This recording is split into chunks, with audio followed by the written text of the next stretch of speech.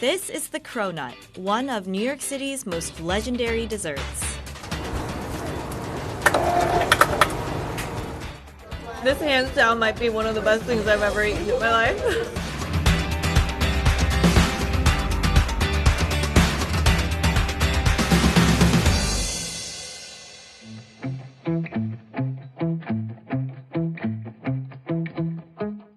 The doughnut-croissant hybrid was created by world-renowned pastry chef Dominique Ansel in 2013.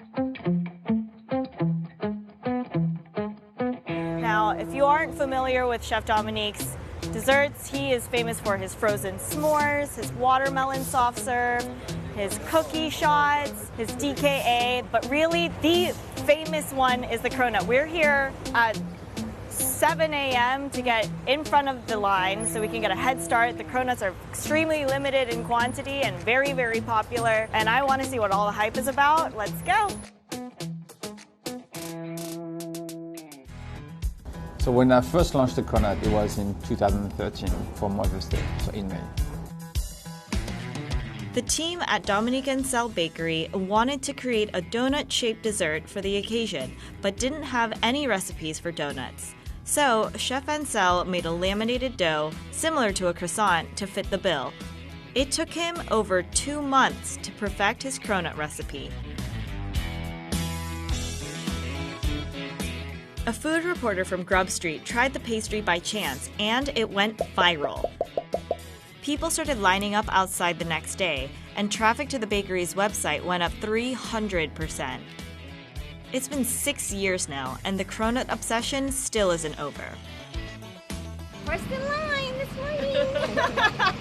We really want to try the Cronuts. We waited since 7 o'clock. 1 hour, yeah. We have to have the whole New York experience, and that's why we're getting a Cronut today.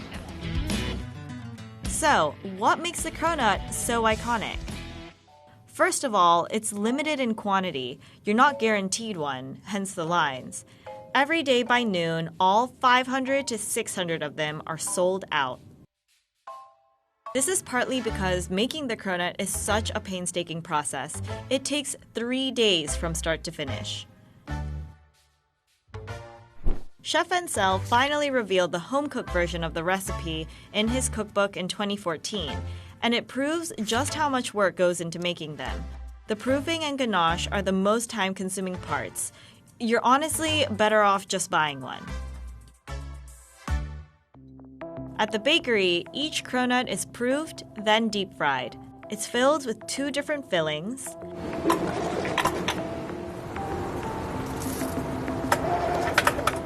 Then it's rolled in sugar and glazed. The team changes the Cronut flavor every month, and no flavor is ever repeated. The reason why I keep limiting the quantity is just because I want to preserve the quality. I always tell everyone that I don't want my creation to kill my creativity. When we visited in July, the Cronut of the month was Meyer Lemon and Wildflower Honey.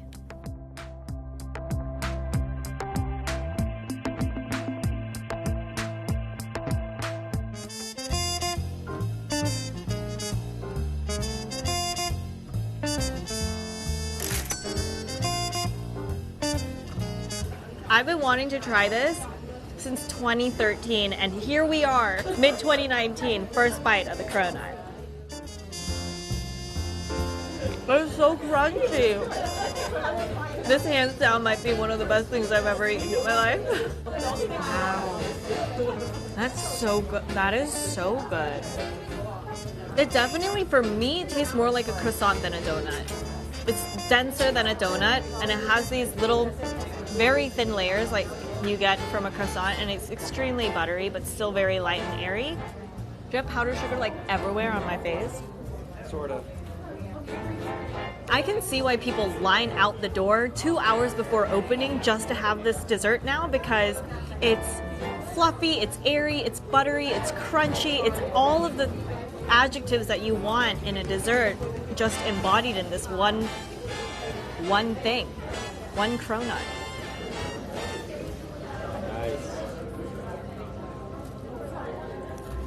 It is messy though. this rightfully owns the title of the best dessert in New York City.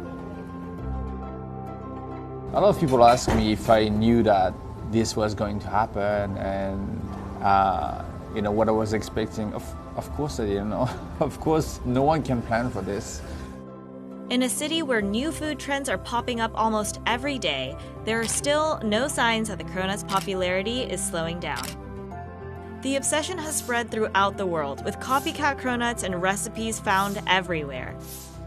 Even Dunkin' Donuts introduced its version in 2014.